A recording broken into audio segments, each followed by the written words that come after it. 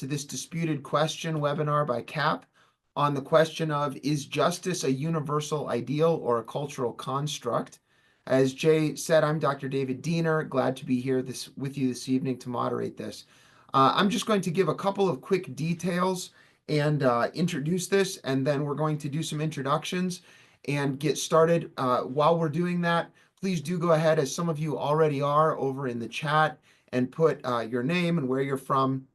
I know we can't all see each other, but we've got over 100 people registered for this webinar, and we would love to know who's there and for you to be able to connect with each other.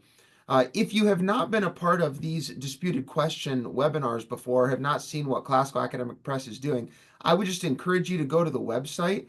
You can see previous issues of the collections of essays that have been written around the different questions. Some of us on this call have been authors for those and have responded to those questions. You can go and see these short essays on the different questions that Classical Academic Press has asked.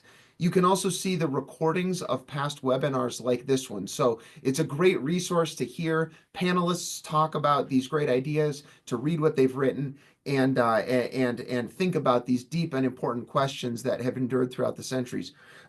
Tonight's question on the issue of justice is a little bit different in that Classical Academic Press also recently published a volume called The Justice Reader, appropriately, The Justice Reader.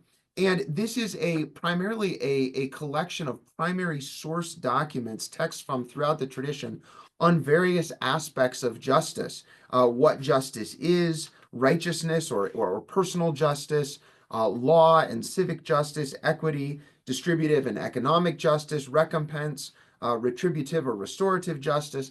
And there are short introductions to these sections that some of us wrote as well. So I would encourage you to check out this Justice Reader. It's a great collection of primary source readings about the topic that we're going to be discussing tonight. And there is going to be a link over in the chat. It's already there. The Justice Reader, the website where you can go. And for registering for this webinar, when you go to that link, you will get a 20% discount off of that book from Classical Academic Press. So I would encourage you to get a copy of that book, and it's a great tool for use in a variety of contexts. I would like for each of the panelists to, let's just go around briefly and have each panelist introduce yourself. If you can tell us your name and where you're from, what your role is, and your involvement with classical education, that'd be wonderful. And we'll do that briefly, and then I will jump right in, have a couple of other quick kind of logistic announcements about how this discussion will go, and we'll be off and rolling. So I don't know what order everyone's screen has everyone, but Carol, why don't we start with you and then go to Phil and then Angel and on down the line. Hi, thank you for including me in this conversation. It's a wonderful, illustrious group with which to have an important conversation about what justice is, essentially. I'm Carol McNamara. I'm the director of the Great Hearts Institute for Classical Education, and every year we host a large big tent conference that many of you have attended called the Great Hearts National Symposium for Classical Education, and you can find information about it on the internet. Thank you. Great, thanks, Carol. Phil and then Angel. Hi, I'm Phil Donnelly. I'm a professor of literature in the Great Text program in the Honors College at Baylor University in Central Texas. And you could say my area of research focuses on Renaissance literature, which actually led me into the study of the trivium and led me ultimately to write a little book called The Lost Seeds of Learning, Grammar, Logic, and Rhetoric as Life-Giving Arts. And I should also say I'm especially interested in this topic tonight because of the fact that I'm actually in the midst of a project on Milton and Plato involving the Paradise Lost and the Republic. And so I've been thinking about these issues probably a little too much, if anything. So I'm looking forward to hearing what other people have to say.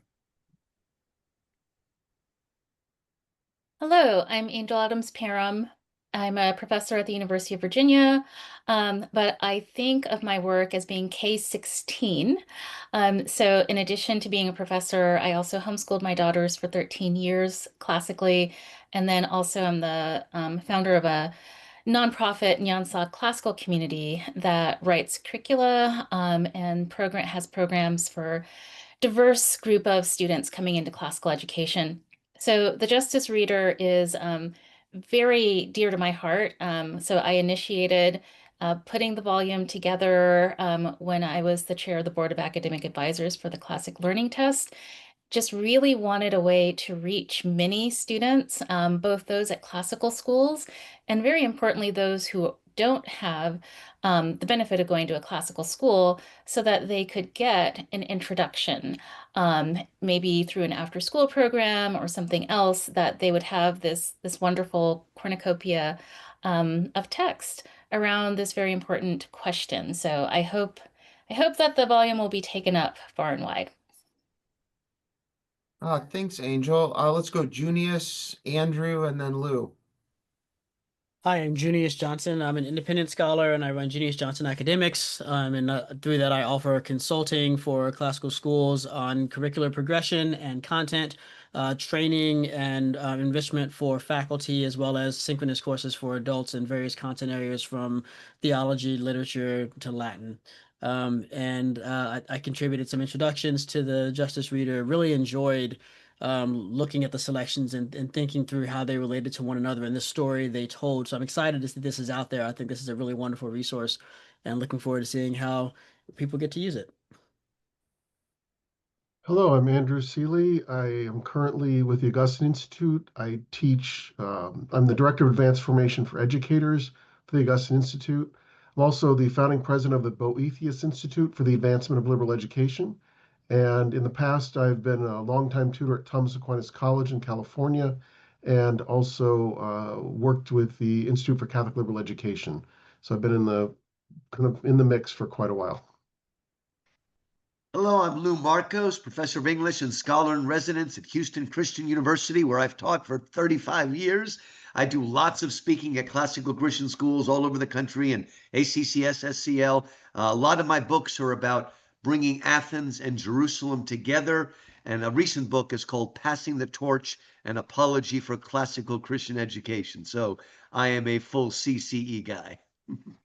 All right, Gary, and then John Mark Reynolds to close us out. Hi, I'm Gary Hardenberg, most famously a colleague of Lou Marcos's here at Houston Christian University. I'm the director of the Great Books Honors College program here, and yeah, happy to be with you all tonight. I'm John Mark Reynolds, and I'm the president of the St. Constantine College and the St. Constantine Schools. We are a K through 16 project, and the college is flourishing. Also is the founder of the Torrey Honors College at Biola University, and got to work with Gary and Lou at HCU at one point. And so written several books on classical education, and it's an honor to be here tonight. Okay, great. Thank you guys so much. I believe we've got all our panelists. People are bouncing around the screen, but I think that's it. When you're in a real classroom and you go around the chairs, everyone stays in the same chair, right? And then on these things, they bounce all around. So thank you also, all of you who are putting in a little bit of your information over in the chat. It's great to see who's here. We've got quite a variety of people from homeschoolers and teachers. We've got a couple of high school students there with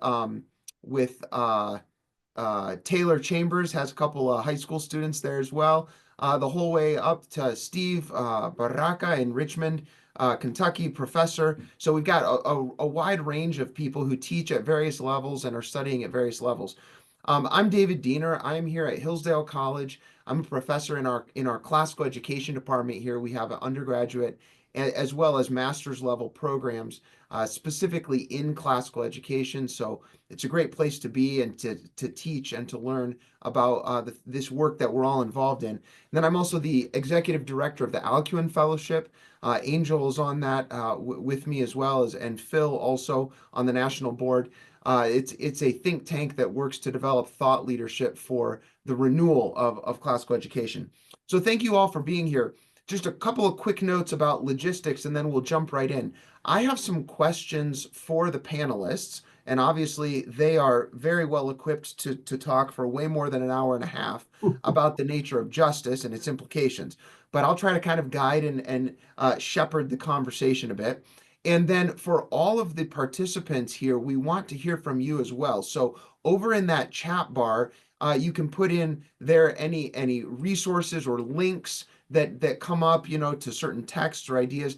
If you have a specific question for the panel, though, we want to hear those and to address those. So over in the chat is where we're going to put personal information, who you are, where you're from, as well as resources. If you have a question for the panelists, please click the Q&A button down at the bottom of your screen. And when you click that Q&A button, you can type in your question, and then we will get to those questions. Okay, so as we're having this conversation, we want this to be participatory as much as possible, even though we have over 100 people. So please use that question and answer button down at the bottom, and we will get to those as we go. So panelists, if a few of you want to respond at a time, we can just have an open conversation and I'll sort of moderate it. I'd like us to start with something that came up in different ways in different ones of your essays. And this is a very broad question, but I would like everyone to maybe just speak to it briefly, or at least a few of you. So sort of this question of justice and whether it's a universal or a cultural construct and where it comes from is super, super old. Many of your papers referenced Plato's Republic, for example. And then you get iterations of this throughout the tradition across the centuries. I'm just wondering, as we kind of start here, like when you think about this topic of justice, and Angela, you talked about how important this justice reader is. What's at stake? Why is this such a big deal? Why should we care about this particular topic? What are the implications? And obviously, that's in a sense what this whole webinar is going to be about. But I'm wondering if some people could just respond to that to kind of frame this. Why is this important, and what's at stake in this discussion?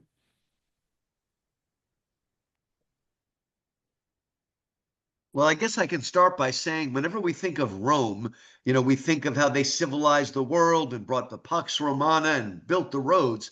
But one of the greatest and most enduring legacies of Rome is coming up with a concept of universal law. Partly Justinian was part of that. Something like a Geneva Code or an international law that can apply to different countries all around the world. And I think we not only do we need that now, we probably need it even more so. We need to have some kind of sense that there is an overarching justice. And the proof of that would be the Nuremberg trials, right? Where we obviously believe that there are some things that are right and some things that are wrong.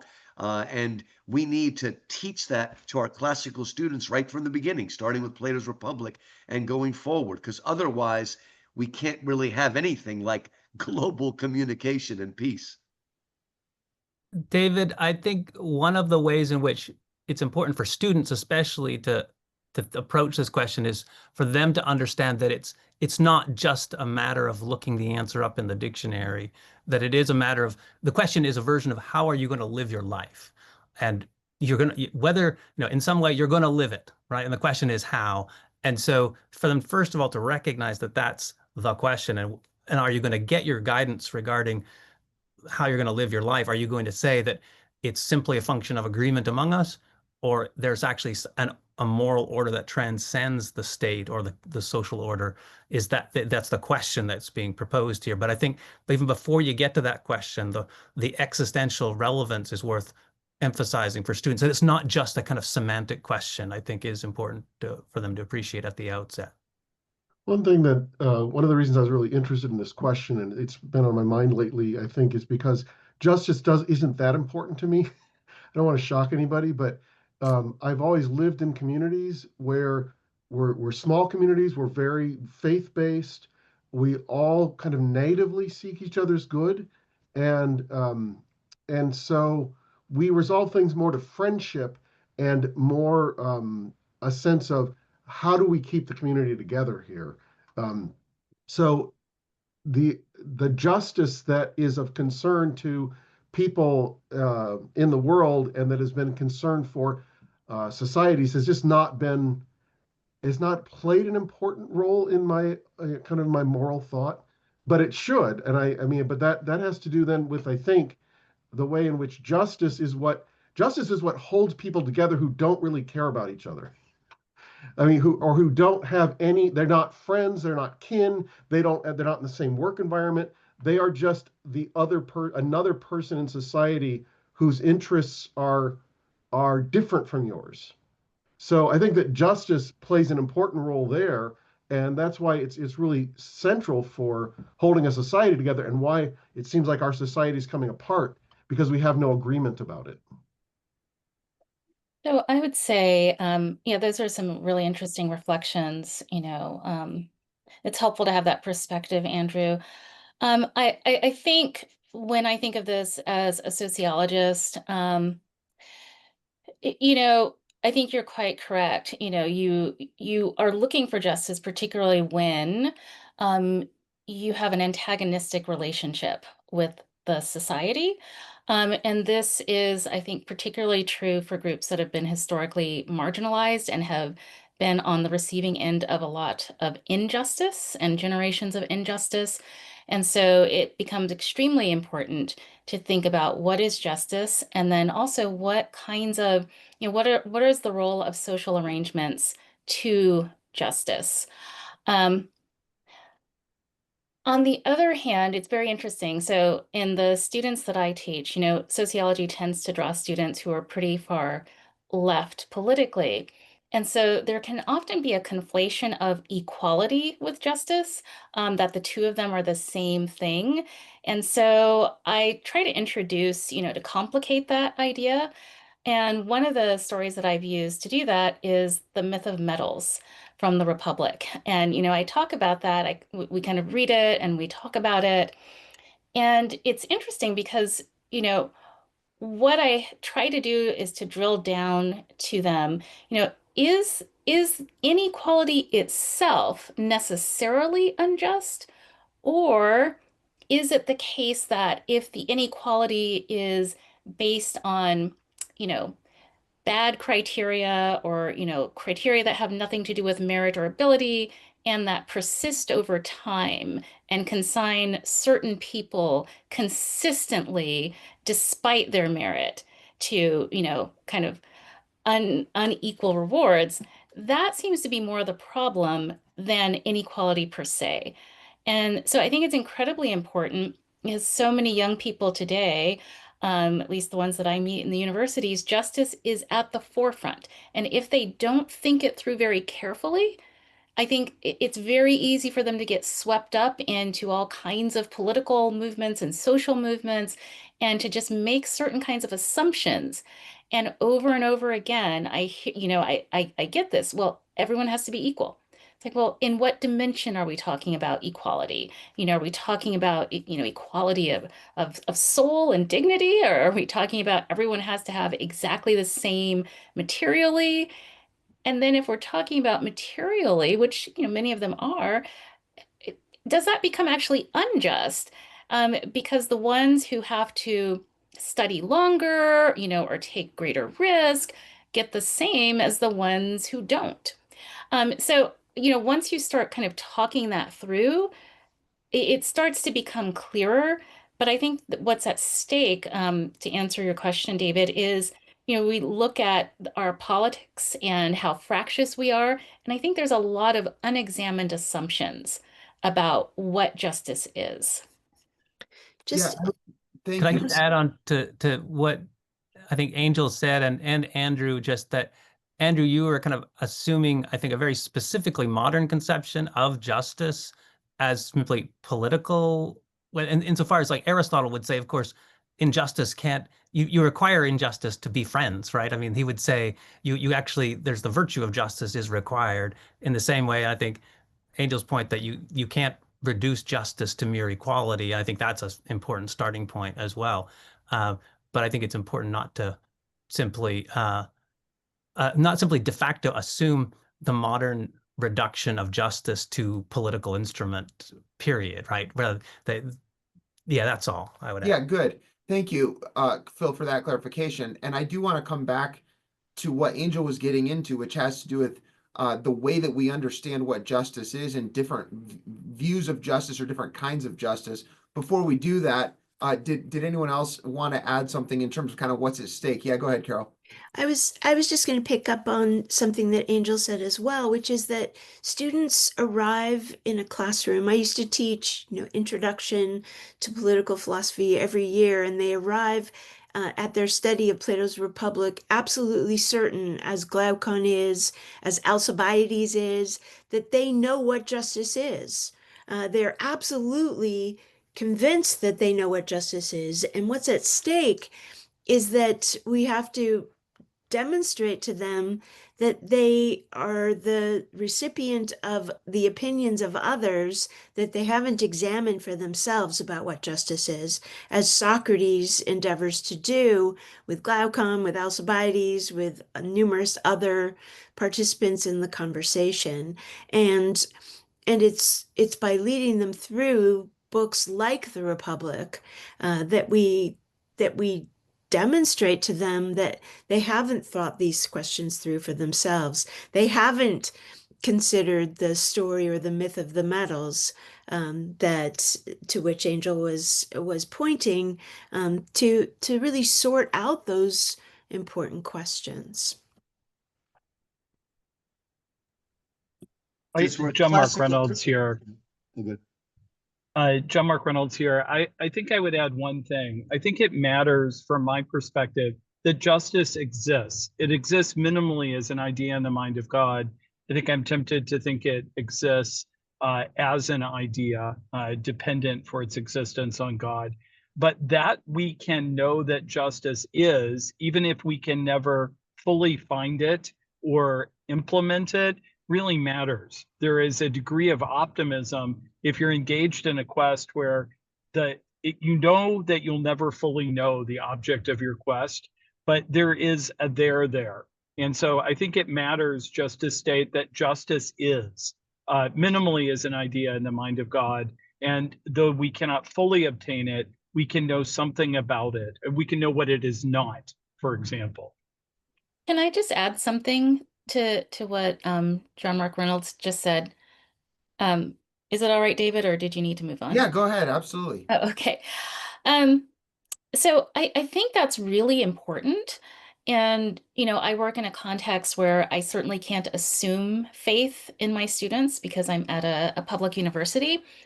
But just as a demonstration of why that's important, so John Mark mentioned, kind of knowing or working from the fundamental understanding that there is justice. We may not see it attained necessarily, but that gives a certain kind of very important foundation for moving in the world. And that also, I think, has political consequences in this way.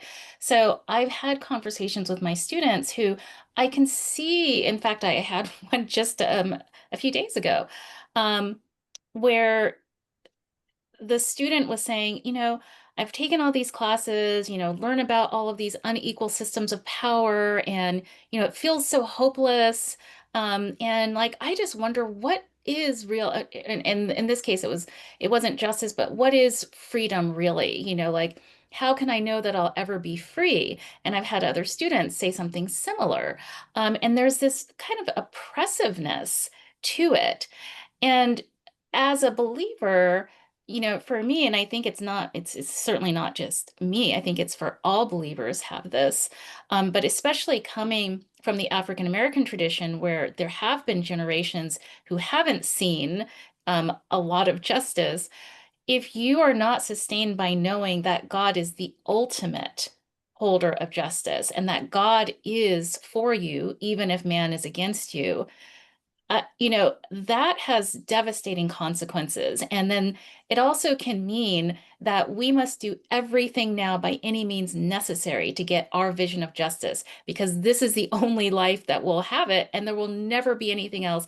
And God isn't there, it's only us. And so what John Mark Reynolds said is very important, because not having that understanding that though I might not see it, there is a just God, and that God is in control, even if it's not manifest, has so many individual consequences, emotionally, spiritually, and also I think can have larger political consequences.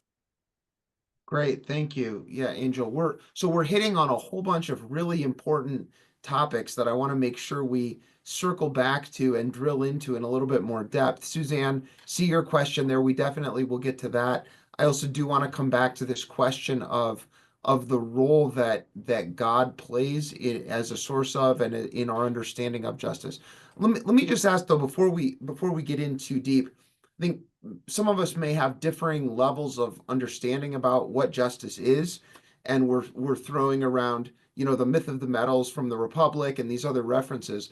And in some of the essays, there were different types of justice that were described. So I'm wondering if before we get too much further, if a couple people could just give us kind of taxonomy about what we're talking about here. For example, what is the difference between retributive justice and distributive justice? What are the different kinds of justice that people often talk about, so that we can be clear about what exactly we're actually discussing?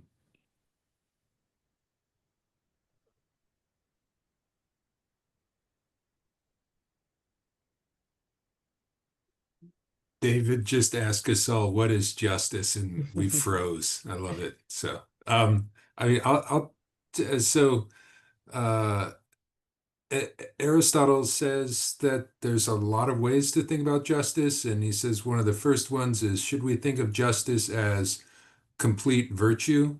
And I think here he has in mind like Plato's account of justice, where to be just is to have a certain kind of organization where all the members of the organization, whether this is like an actual social organization or the members of an individual's soul, whether those a just soul or a just city is one in which all those members are doing the work that they can do best, or that they only can do. So in the soul, for example, a just soul is one where the reasoning and thinking part of the soul is doing the reasoning and thinking, and the others are sort of letting it be in charge. Just like in a just city, those people in the city who are best suited to defend the city, to take up arms, sort of against external foes, and we let those people do their work of that. So that is, in a sense, full virtue. And then Aristotle says, but maybe we just ought to think, because Plato's a little crazy, that it's just like it's just another virtue. Like it's with courage, and it's not really distinct in any sort of serious way. Other than that, as opposed to something like courage, which is about me and my capacity, justice is, how do I relate to other people? And he says there are two things that justice does. It sort of keeps things sort of not totally equal, but equitable. Um, and then it also, in cases where things have gotten unequitable, he says it restores that equity. So I think in the tradition, there's sort of this sort of are the sort of at least the oldest options or ideas for thinking about justice as keeping things straight, uh, restoring the balance if things get too unstraight. But then there's also this sort of, I, term it crazy Plato idea that justice just may be a certain arrangement of the parts of your soul. Gary, that's great. That's perfect. I agree wholeheartedly with that, except for the one other footnote, which would be to say the only time Aristotle talks nonsense is when he's disagreeing with his master. Um, but the I think the way this plays out in, say, the New Testament is the way in which the word dikaios gets used. Sometimes it gets translated in modern versions as righteousness, sometimes as justice, depending on whether you're talking about the person or the social relations. And I think that gets at the distinction that Gary's sort of getting at there, so that it is both an internal and an external reality with respect to the person. The other thing is that even if it is interpreted as architectonic with respect to the other virtues, with respect to Christian revelation, that's the thing that gets turned inside out and upside down once you realize the architectonic virtue is charity rather than justice, right? Divine self-giving rather than simply the order of things. So I think that's another part of the larger story that's helpful to keep in mind as we think about justice per se, that justice becomes something very different when it's no longer the architectonic virtue, but is one among others that are governed by charity or divine self-giving. John Mark, yes, could you go ahead? What I like about Plato, amongst many other things, is that Plato's philosophy is so unified. And so when I think about justice, following Plato, I'm reminded that the harmony in my soul that I might be able to achieve by properly ordering my soul comes in the same manner that the cosmos is ordered properly, that I'm looking at a grand scheme, that the little microcosm that I'm living, where I'm seeking justice and seeking to live a good life, is reflected in the cosmic structure. And so this series of agreements also gives me hope. I like what the professor said. We want to give our students hope. And so I can see the harmony of the stars, and then I can see that harmony in my own soul. And I can do justice because the cosmos, the long arc of history, is towards justice. We live in a cosmos that reflects the truth. I guess I would also say that it occurs to me that Socrates does set up a system where he's trying to comprehend what would be justice in the individual, and in the city. And of course, there's also the cosmos. But in the Republic, he's looking at he's in search of what he calls a just city in speech, and how that city would be properly ordered, if it were to be perfectly just, if it were to be a perfectly just city. And in the end, I think, I mean, and the conversation takes I decided I was going to write about the Republic in my essay, and I realized it was really hard to write about the entire Republic in 1,000 words. So I I sort of ended. I'm not sure if it entirely made sense, but uh, it turns out that Socrates, I mean, this is one of the big questions that you begin with. Is it really the right way to talk about? Socrates says, in order to understand what justice is, we're going to have to look for it in the individual. And that's the challenge that Glaucon has given him at the beginning of the Republic, to prove that it's worth being just, even if there are sacrifices that you have to make as an individual to pursue that life. And because that's, of course, what Thrasymachus has said, that justice is the advantage of the stronger. And so you should make sure that you are the stronger, which is another version, as Angel was pointing out, of the kind of education and justice that students are receiving when they go to college today. It's another version of the understanding of justice as a kind of power, or the pursuit or possession of a kind of power over everyone else. It's not a new argument, it's an old argument. Callicles, Thrasymachus, all of them pursue that argument with Socrates. And Socrates says, well, let's look at it in the bigger thing, in the city. And he tries to show through the Republic what a properly ordered city and what a properly ordered soul would be, and how, with wisdom, and just to oversimplify, with wisdom, sort of channeling the spiritedness in the soul, to sort of manage also the passions that are disruptive, in any city, in any soul, and that kind of disrupt the order of our lives as individuals and as communities. And so I think that Socrates is much, it ends up being that, and Socrates doesn't think that city governed by wisdom is very easy to achieve, as we see in the cycle of regimes at the end of the Republic. So I often wonder whether Socrates isn't more practical and willing to accept a kind of moderation as the sort of more accessible understanding of justice than we often ascribe to him. Yeah, thank you. That It- seems right to me. Can I just add one thing about the Yeah, Republic, sure. David?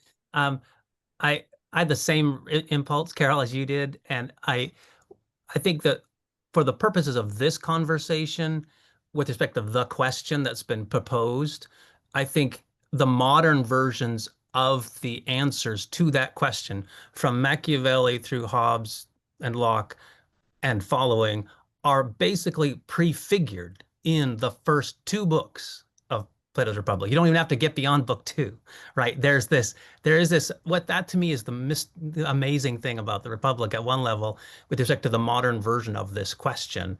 There's the substantive issues about irony and what he's actually suggesting through this description of the city and about the soul, etc. That yeah, we can't get into here, but I think just with respect to this particular question, what's so amazing about the Republic and why so many of us gestured towards it was because of the way in which it actually prefigures so much of the modern dynamic of argument with respect to the presumed reduction. If you have this, if you think justice is a social construct, you're going to opt for either compulsion or deception as the fundamental social reality. Yeah, thanks, Phil. For all you Aristotelians, we're doing a whole lot of love festing on Plato, but I guess that's how it goes. So one of the great things about this topic of justice is, as you can already see from from the first almost half of the discussion here, is that this is both a very historical and theoretical philosophical question. It's also a very practical question that has real implications for how we live our lives and how we structure society. I want to go to the question that Suzanne asked here, and I'll just read it and invite a couple of panelists. Junius, maybe if you want to jump in response to this, and some others as well. And again, I would encourage everyone who's watching, please do continue to put questions here for the panelists. We've got high school students. Let's hear from you, right? We're all doing classical education for you. So ask a question of these wonderful panelists. But here's Suzanne's question. I see students who equate the individual with the whole when it comes to justice, especially in terms of current political events. So in seeking retributive justice, one of those kinds of justice that the panelists still have not completely defined, for one who has suffered at the hands of a bad actor, they try to demand what they consider to be justice from the group that they associate with the wrongdoer. They seem to equate justice with collective responsibility for any injustice. I'd love to hear what the panel thinks about this. Thank you, Suzanne. Panelists, thoughts in response to Suzanne's question? Well, since I've been called out, I'll start. I think there's a lot to disentangle there. First of all, there's the question of analogy. Have you correctly identified the salient point in the, let's just say sinner for shorthand, in the sinner's relationship to this group? Okay, sinner belongs to group X, yes, but is it the thing that sinner has in common with group X that draws group X together, out of which proceeded the injustice? And did it do so necessarily or by some sort of logical fault, right? It doesn't make sense to hold all white people responsible for past oppression of black people if it's nothing inherent about being white that causes the oppression of black people, right? On the other hand, there are, and this is something there's a lovely section in the book that talks about this. It comes up a couple times in the book, actually. There are disadvantages that sometimes arise from the way that systems take shape. The system may privilege men over women, or rich people over poor people, or people of one race over another race, or one religion over another religion, and so on and so forth. And that's not ever as simple as, well, you belong to the privileged class and therefore you put in this amount of work and you'll get there. This other person belongs to the less privileged class, so if they put in more work they can still get there, and that kind of, you can level it out with hard work, because those types of systemic issues show themselves in a variety of ways, a variety of obstacles, of even just ways they shape the imagination of folks that make it hard sometimes for someone to find a path to negotiate that to reach the same sort of success. So I think what's happening in some of these instances is there's a recognition that we haven't always done a good job recognizing the various factors that have played into a particular instance of injustice. That without absolving any particular sinner of the injustice they've committed, there might be other factors that are playing into that make that a much more complicated moral situation. So there's a desire to try to give an account that would draw more of that under the table so that we're dealing with underlying problems as well as with the presenting problem. And then the question there's a question about, well, okay, but how are you doing that? And are you doing that in a way that is fair? Or are you doing it as it were with a hammer? To where you're simply, beating everyone of a certain group over the head with what one person did wrong. So I think that I recognize what you've been seeing, Suzanne, is something that certainly happens. And I think it is the source of a great deal of injustice in current conversations about justice. In trying to fix one thing that's gone wrong, we wind up wronging other folks. But I think there's also a really good impulse at the base of it, which is this understanding that there's more happening that we have to dig deeper into. And so, in a sense, with a person like this, I feel like you have to sit down and have a pretty long conversation and untangle a lot of things and say, so, why are you interested in this? Why do you connect that with this? Do you think that all people who share that trait would automatically act this way or whatnot? So I think there's reasons for it, but it does lead to a great deal of injustice. John Mark, you want to add? Yes, I do. I want to tag along in agreement, but I also want to say that we want to be careful not to be wholly individualistic. So I'll pick the simplest relationship that I view myself as having some moral responsibility, and that is a family relationship. If my family harms the group, then I feel some responsibility to make up for that. I mean, it's a very traditional posture that people pay off their parents' debts often, or they pay off debts of children because they feel some degree of responsibility. So the notion that my city, if I'm associated with it, or my people group or my nation could commit a wrong to which I might feel some moral responsibility is, after all, not a new or novel idea. I take credit or am willing to be part of a group when it brings positive benefits to me or positive associations. I'm also part of that group when the group as a whole might do a wrong as a whole. And so I think I might have some moral responsibility to restore relationships, to pay off debts, and to try to bring justice to the group that I wronged. Now we have to carefully define how those groups are formed and how I got to be associated with them before I would want to apply that to the real world. But I also don't want to say that my only moral responsibilities are the ones that I individually do. I don't think I'm disagreeing with the earlier point, but I also want to say I think there is a degree of corporate responsibility with some natural groups.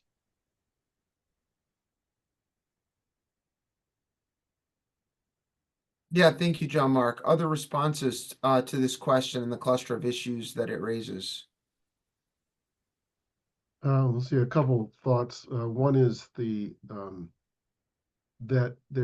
we have to think about what is the common view of human nature. Do we even believe in individual responsibility anymore as a society? Do we think that human beings are the sorts that as individuals they can make moral choices that they are simply responsible for, or is it all sort of mechanistic or social? We're all the products of our social environment, and so if that's right, if we're just the product of our social environment, and there's certainly a lot of truth to that, how much there is, but if that's all we are, then naturally you're going to look beyond the individual to the social environment that you think has formed that person.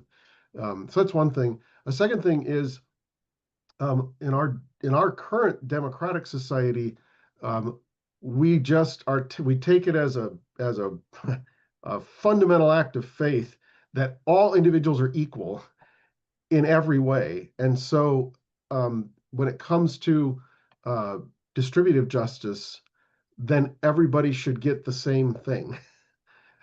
There's not a recognition that that you could even have a society in which distributive justice would be based upon other criteria where some people and individuals would get more than others, and that would be just. So I think that's uh, something to keep that prevents us from talking and thinking well about justice in our time, is we have this um, I guess root passion for simple mathematical equality, atomic equality among people. And then a third thing is we're not really going to be patient with the idea that we can't achieve perfect human justice. Human justice can be a real thing, something that we pursue and we bring into existence to the extent we can, but we can't have, it's just not possible to have human social constructs that achieve justice completely. You know, justice, going back to something Angel said, justice is not the same thing as fairness. Too often we think those are synonyms with each other. Justice is not treating everybody exactly the same. And I know a lot of Christians think, no, equality, fair, or equity, that's what we want. And they'll often point to the foot washing, where Jesus washes the feet of his disciples as a breaking down of all distinctions. But if we look at that in its context, it begins by saying Jesus, knowing that all authority has been put under him, then he takes the clothes, puts the cloth, and washes their feet. Now, they're all looking at him, and this would be a perfect time for him to say, there are no distinctions between people. All hierarchies evil. We're breaking everything down. But in fact, he says, you want to know what I'm doing? He says, you call me master and Lord, and you're right to do so. He is their Lord. But then he says, but now that you see that I, your Lord, wash your feet, you should do likewise. So it's not a breaking down of all distinction, but it's a kind of stewardship form of leadership. And then right after that, he says, the student is not greater than his master. The one who is sent is not greater than the one who sent him. And we were just doing Luke in my church on Sunday, and Jesus says, who is greater, the one who sits at the table or the one who serves him? And then he says, the one who sits at table is greater. But then he says, but you see, I am among you as one who serves. So we're not breaking down all distinctions or leveling, but Christians are called to be servant leaders. So it's a different kind of leadership rather than the breaking of all distinction. Can I say to this also, um, on this question of, kind of retributive approaches and attributing to the entire group, I think part of what, and I see this as well, part of the problem is that I think those who hold that view somehow think that, if we can only get all of the power, then we can have justice. Like if we get kind of all of the oppressors and people who are associated with the oppressors out of power, then we're going to implement the just vision. And so I think that's part of the reason, is that there's this assumption, rather than an understanding that, the capacity for evil is in everyone, in every group. And so even if your group gets into power, that's not any kind of guarantee about what's going to happen. And then there's also this I think a somewhat very kind of short-sighted short-term gain aspect of this. So if everyone is committed to this kind of, it turns into this kind of war, of one group against another. So say you do get in and you implement your vision. Well, what's going to happen the next time your group is out? Like what are we really trying? Is that going to be justice? And I think here of Martin Luther King Jr., who over and over again, said the means, really prefigure the ends. Like it's not just pursuing justice by any means necessary, because the means you use are going to result in certain ends that may, in fact, be quite ugly. And so you really do have to think about the means and what kind of society do we ultimately want? What what is a vision of justice? Do we just want one group after another, trying to depose or bring retributive justice against another? And I think it takes, though, a particular way of thinking. And for King, it was agape love, right? That someone at some point has to step back and say, we're not going to exact retribution, even if we've been done wrong. Now, that's not to say we're just going to sit back and have everyone walk over us. But I think it's important to have some kind of balance in understanding how to move forward without this kind of only retributive vision. Mhm. I Yeah, wonder. oh, go ahead. I think a difficulty here is if we can agree that retribution, eventually you don't want to cycle that, but restitution is different. And I still think it's hard for me to hear any disagreement with the notion that we do have corporate moral responsibility. I mean, even if we just stick with families, and restitution is part of making a more just society too. I don't want to lose track of that in everything else. It's different if one talks about exacting revenge or an eye for an eye, the Christian standard would be higher than that. But if you're saying, hey, my family caused damage to your house, it's my child, and I have to make restitution for the damage done, we all accept a kind of general, I think, corporate responsibility when it comes to family. And I think there's a real discussion about how broadly those circles of viable restitution, where I've gained benefit or associated myself with a group, that group does harm, at what point do I have, not maybe forced on me, but a moral responsibility to make some kind of act of restitution with my group? And Junius, you win everything because that's the cutest thing that will go on in this discussion. What do we think of that? Isn't restitution something that's part of justice? Yes. Well, Yes.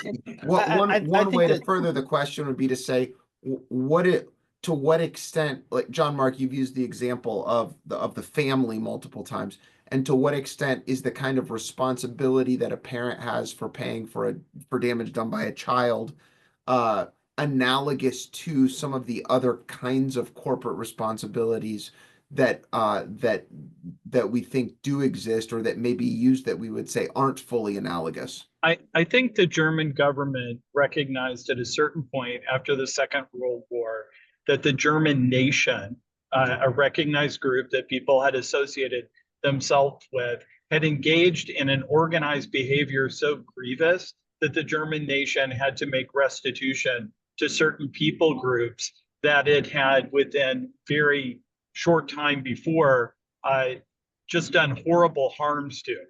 And I think if I viewed myself as a member of the German nation, if I had participated in the activities that caused those harms or hadn't done anything to stop them, that's a moral act. So I'm going to give a really specific, more controversial example than the family to say, I think the Germans did the right thing there in making some restitution. They couldn't possibly make retribution, would have been wiping the German nation off the earth in some ways. Thank God that wasn't done. But making some degree of restitution for harms done, I think, was a moral and just act.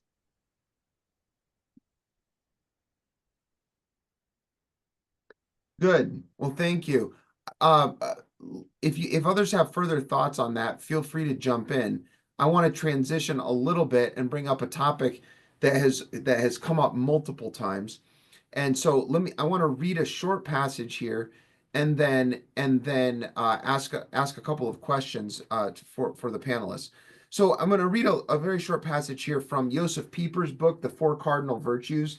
He wrote a book on faith, hope, and love, on the three theological virtues, and then it's really a collection of essays on the four cardinal virtues. And in the first chapter on justice, he's trying to unpack what justice is, and he talks about justice as rendering to each one what is his due, and then he talks about what that means in terms of obligations and rights. And he says, well, where does right come from? Where does a human person get a right, or what is due to him? And he's discussing that, and then he says this. He says, what this means in concrete terms. He says you have to have an anthropology. You have to understand what the human being is in order to know what his rights are. He says this means in concrete terms, man has inalienable rights because he has created a person by the act of God, that is, an act beyond all human discussion. In the ultimate analysis, then, something is inalienably due to man because he is a creatura. Moreover, as creatura, as a creature, man has the absolute duty to give another his due. Kant expressed this in the following manner: we have a divine sovereign, and his divine gift to man is man's right. So my collection of questions is, what does God have to do with justice? Can there be a foundation for justice other than ultimately our creation as human beings in the image of God? Um, how do we understand attempts to establish a basis for justice outside of that? And what is the role then of God in our creation as in the image of God within a pluralist secular society? How do we think about justice in that context? So that's a series of questions, but centering around the relationship between justice and the nature of God.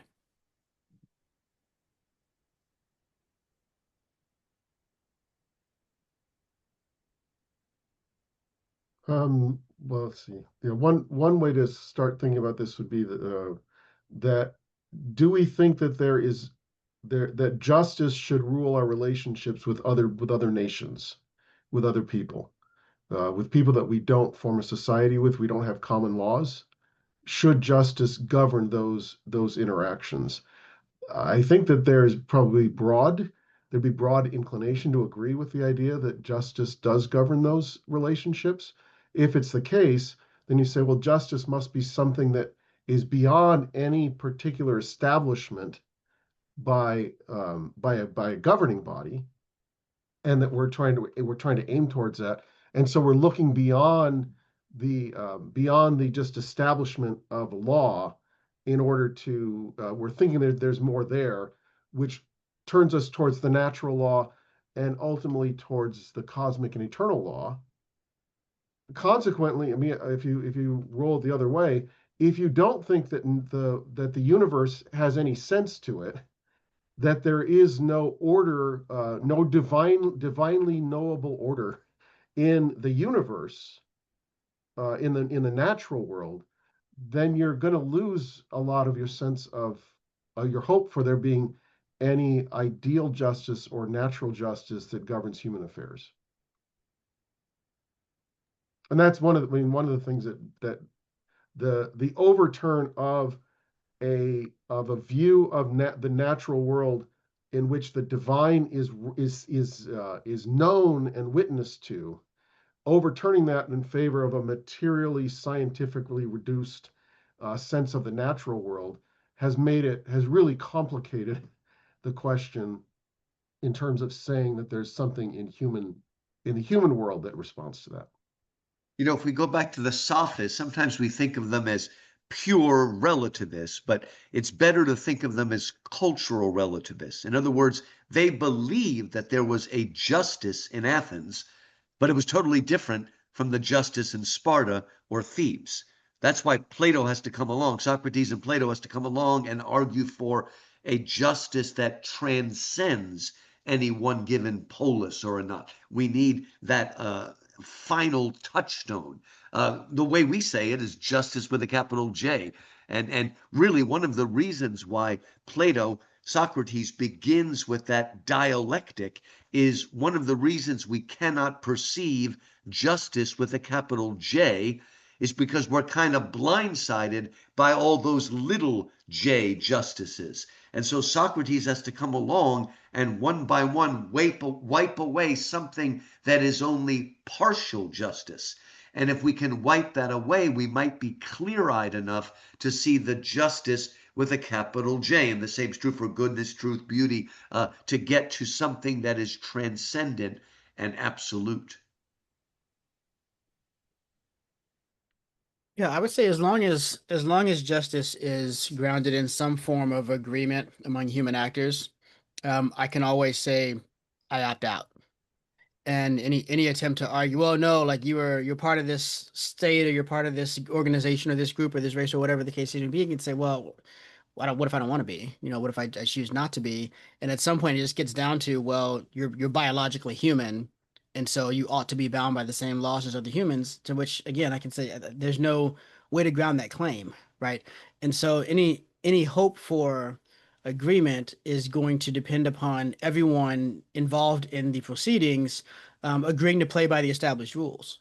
And when someone steps up who doesn't want to play by the established rules, especially if that person has a loud voice and is able to sway a lot of people to follow her or him, then the system's really broken down and there's not really recourse for that. And this is one of the things that Plato's concerned about democracies is that, you can't guarantee that the people are going to have a good will, but the will of the majority is the one that's going to win out. And so I think that's where we see the role that a standard of transcendent justice has is it something has to have a claim on us that we can't opt out of if everyone is going to be held to the same standard willy-nilly, right? And there's no way local to human conventions and societies and organizations to ground that kind of a claim. One way to summarize, what Andrew and Lou and Junius have said, I think nicely is to say, if there is no divine source for the moral order, then you'll never get out of the first two books of Plato's Republic. Right? It You'll all comes back to the first two books of Plato's Republic, right, Phil? um, for modernity and its attempt to make life work without God, right? I mean, it's sort of again, we won't go down that road in terms of the modern moves that typically get made, but I think that's one way to sum up the Mm. the dynamic that's being Yeah, brought so here. as a consequence of that, if we need to engage with questions of justice in a society that will not allow us to take God as a presupposition, then we're probably going to have to deal with the idea that all that people can see is that justice is is an agreement among people of different power structures. You won't be able to bring in the idea that there's a justice beyond what we determine and agree to. If we just say no, we can't have God play any role in our public thought, then we really can't have the idea that justice is beyond the human establishment as an effective part of our conversation. Yeah, John Mark. I think this is where, though, the appeal that Plato makes in the Symposium about the nature of love being of something. If love is induced in me, it's love of something and not of nothing. And when we have this universal human yearning for justice, at least for self, full and perfect justice, that suggests, at the very least, this sublime notion of justice that transcends my individual situation ultimately. So I think we can start there. We don't have to use the G word immediately. We can just say, if you're going to ground your love for justice, justice for yourself, for your community, it has to be grounded in something. And then, yeah, I think that's absolutely right. And Socrates did get the ultimate in bad teaching evaluations when they executed him. So I think that is worth noting that kind of martyrdom could be the trajectory of what's going on here with respect to public proclamation. Well, Yeah, they can kill us or convert. Is that what you're saying? I mean, that's yeah, thanks, I, Phil. Which I would like to just point out that we're over an hour in to this discussion, and this is a disputed question: is justice a universal ideal or a cultural construct? And I don't believe we've had any dissension about that question. So this is sort of we're trying to unpack this and maybe a little bit preaching to the choir in the sense of I don't think any of the panelists is arguing for the side that there is no universal ideal. This is merely a cultural construct. And yet, And yet this really is a position that a lot of people within contemporary society, and obviously throughout history, the whole way back to Athens and before, have believed. And so a couple of you wrote about this in different ways, but just kind of riffing on what was just said, even in discussions about justice, are we betraying a belief that there is actually some universal toward which we can move? Or to put it a different way, is it even possible for somebody to be a consistent relativist with regard to justice? What motivates that kind of position, and how can we best engage with it in our culture? Because despite what we on this webinar might think about this matter, there are a lot of people around us, our students, our colleagues, our friends, our neighbors, who do think of justice as very much something that is merely relativistic or culturally construed. I mean, Well, I think one of the it's best ways possible. to go ahead, Oh, Carol. sorry, I was just going to say that it's possible that Junius's son is, offers the highest or the most practical evidence In that Junius's justice essay exists, about the right? dessert, yes, yeah. It's weird now that you've seen him. I mean, Um, I Um, really think that the best place to take a student is to the Nuremberg trials. And the only way that that can happen, and by then, Europe's very relativistic by then, is we have to first say that there is a right and wrong. The Holocaust is actually wrong. But that's not all we're saying. We're saying that it is wrong, but we're also saying that the people on trial knew that it was wrong and yet did it anyway. Now, if they could convince us that they really didn't know the Holocaust was wrong, then what we would do is put them in a mental asylum, right? So people understand that there are certain things that are wrong. There are certain atrocities that are wrong. And there are people who say it's not wrong, but we immediately recognize there's something wrong with that person, that they're somehow a sociopath, that they can't recognize the wrongness of that action. I guess so, sorry. I think it's weird because there is a disconnect, right? I mean, this semester I read uh, um, Frederick Douglass's narrative with students, right? So, and he has a part where he says the worst slave owners were the Christian ones, the religious ones. And those are the people who would say that my idea of justice is universal, it's grounded in God and what he's revealed to us, and it's wrong. And it seems like one thing Douglas says is you can have a universal conception of justice. You can even think that your conception of justice comes from that, and yet nonetheless be totally culturally conditioned. So I find that sort of that really fascinating, and also quite realistic, right? That I would think, yes, I have an account of justice which applies properly and universally to all, but what I don't understand is that no, I just got my idea and practice of justice from what people around me do and what we will let each other get away with. So I was thinking prior to this, like, how could I, because I'm a philosophy professor, like, how could I defend the cultural construct view, even though it's pretty much wrong? And I think this is kind of the closest I could come to it, was something like this, that it's just easy, really easy to trick myself into thinking I know what justice is and I've got it and I'm behaving justly, when in fact I'm not at all. And then the sort of the theoretical commitments become sort of cover for me doing all sorts of bad things. If I may, I mean, I think there's another an easier way to justify this sort of behavior, which is just a pragmatic one.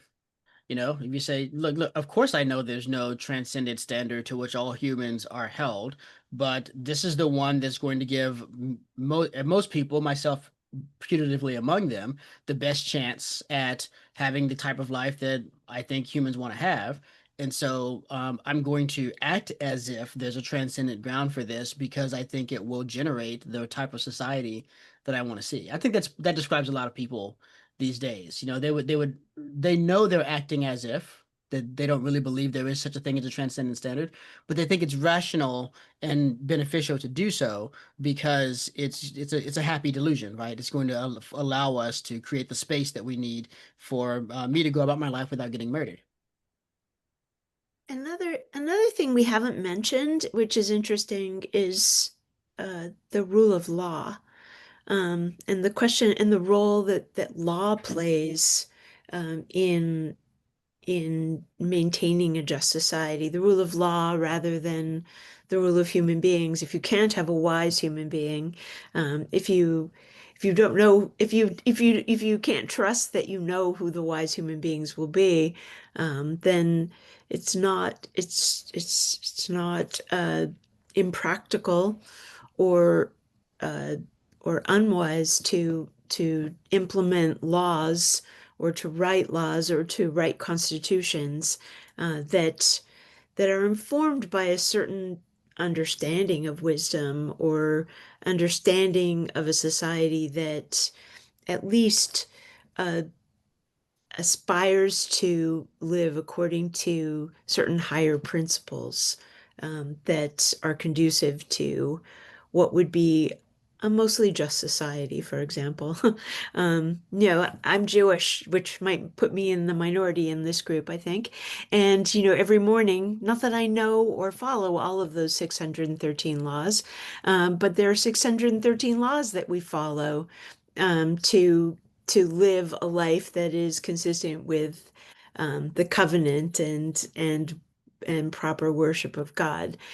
So there are different ways you might call that a construct that is a way of practicing a kind of just life that aspires to an understanding of justice that is universal. I like that a lot because it gets to two kinds of laws. The divine law, which is uh, potentially universal, and then local laws made by local lawmakers that no one thinks is divine, unless people have a higher view of our current Congress than I do. And the distinction between those two things is partly why I think utopianism must be wrong. Even if there is a universal law, even if it's knowable, even if there is a divine law that given to us by a divine lawmaker that we can rationally know to be a divine law, we still have to implement it in our local circumstance or in our local political order. And it's there that any hope for a utopian outcome will fail because we'll just be governed by us or some version of us. Yeah, it's interesting. I was thinking, Gary, as you were talking, just that the fact that I'm wrong about reality, or one way of responding to that argument that you were making, or trying to uh, get yourself to make, would be just because I'm wrong about reality doesn't mean that there is no reality. So just because somebody misunderstands justice as a universal, or is wrong about it, or says they believe in it but that don't act according to what they even say they believe, doesn't necessarily mean it doesn't exist. And one could flip that argument on its head and say it's precisely because there is a universal ideal that we can have reasonable discussion either at the individual level or at the broader civilizational level, and realize that we made a mistake, right? So if I'm acting unjustly, and somebody comes to me and says, "Hey, that's unjust," it's possible for me to say, "Oh, you're right," because in doing that, I recognize that there is some standard of justice. I wanted to ask folks, as we draw toward a close here, about 10 minutes left. A number of the essays that you wrote specifically talked about educators and the importance of justice in education. And all of us are educators at various levels, and many of the people on the webinar are as well. And so I'm just wondering, kind of closing thoughts, what would be our our call to teachers, to educators, in terms of the ways that they can go about helping students to understand justice, the cultural moment, historical moment in which we are in, and the role of education in cultivating just individuals and a just society, and any kind of final thoughts for educators on why justice should play an important part in our understanding of what we are doing as we form hearts and souls, the hearts and souls of our students. Here is a good text. We mentioned Martin Luther King a few times. In his letter from the Birmingham jail, he talks about the difference between a just law and an unjust law. And we are almost morally bound to break an unjust law as long as we take the consequences. But what about this for a definition we can share with our students? I would agree with St. Augustine that an unjust law is no law at all. Now, what is the difference between the two? How does one determine when a law is just or unjust? A just law is a man-made code that squares with the moral law or the law of God. An unjust law is a code that is out of harmony with the moral law. To put it in terms of St. Thomas Aquinas, an unjust law is a human law that is not rooted in eternal and natural law. Any law that uplifts human personality is just. Any law that degrades human personality is unjust. I don't know, can we use that with our students, or is that too inflammatory? What do people think?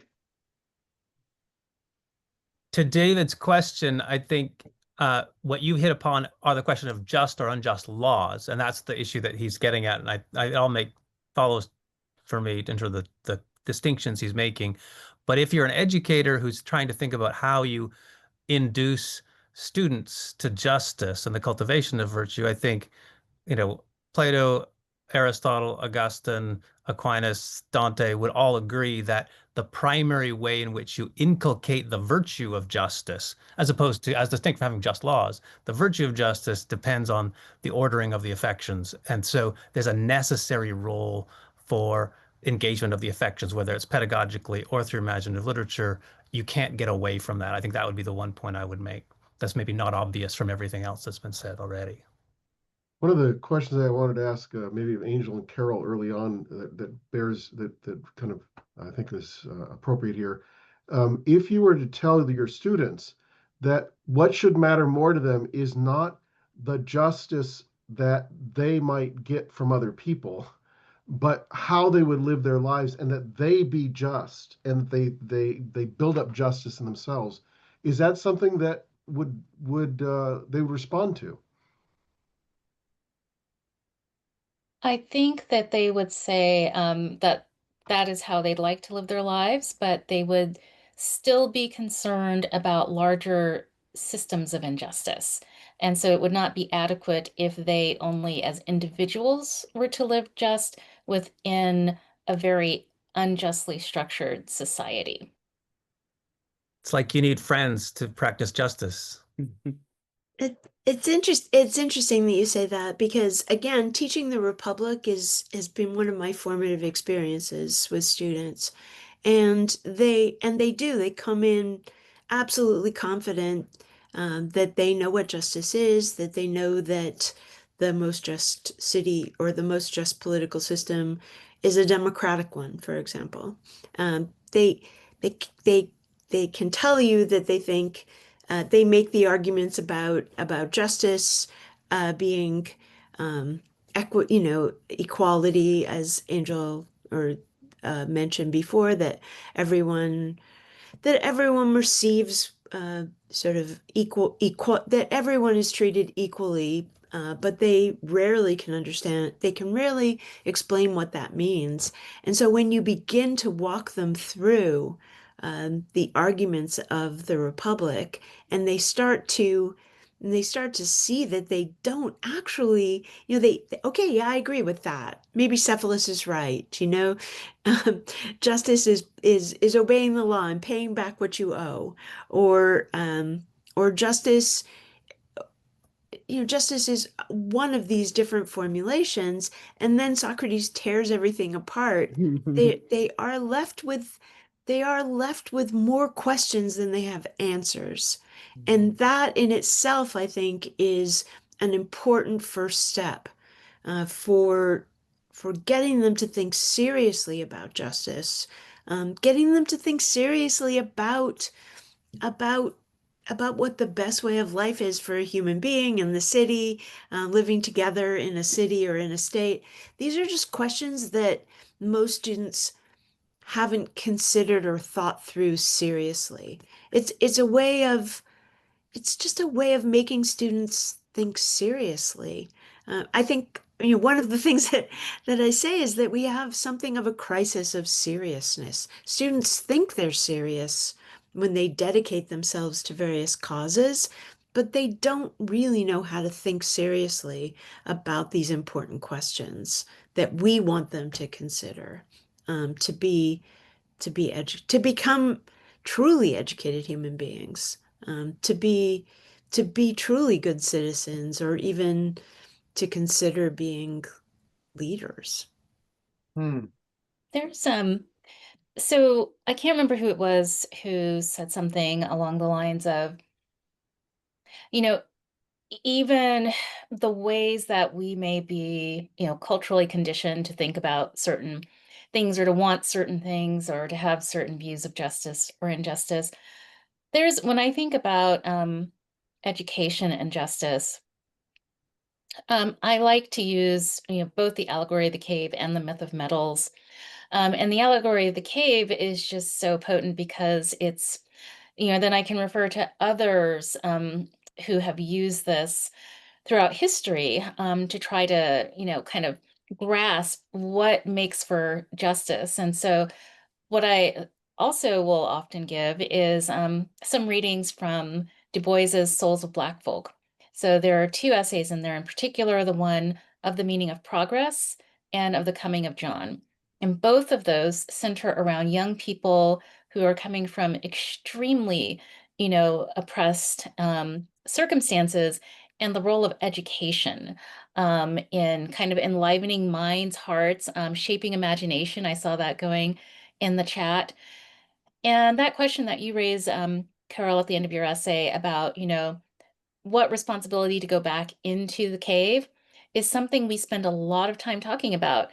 And, sometimes it's, well, maybe it's too paternalistic to go back into the cave and, let people have their own understanding, and I will come back again and again to that because it's an interesting one, right? And how do you do education in a way that truly frees minds? um and that doesn't mean that now you have a hole in your head and just everything drops through. I don't mean that kind of freedom. I mean a very reflective freedom that you were trying to get at, Carol. And I think that's what I'm trying to do with my students, and then also urging them to think about that beyond themselves. Yeah, thank you. So I think what we see here is that this issue of justice is both an incredibly deep and profound one that, regardless of whether our students or we think we understand it, there are further depths to be explored. We can always go further up, further in, but it's also a very practical question. As Phil said at the outset, this is really about how should I live, and whether we're thinking about the forming of individual souls who are going to live just and virtuous lives, or we're thinking about these broader structures of society and civic structures. The role of educator is absolutely central and key in the development of justice. As we help students ask these difficult questions, talk through these difficult ideas, explore these texts, and really think about how should we live? What does it mean to be a virtuous human being, a just human being? How do we respond to the injustices around us? And as the humorous chat dialogue there, well played, Junius, about imagination. Obviously, this is a whole nother topic we could spend more time on, but we need to close. But the role of the imagination here is key. And one little sense in which it is because we're working toward, or we're striving toward, an ideal that none of us has seen.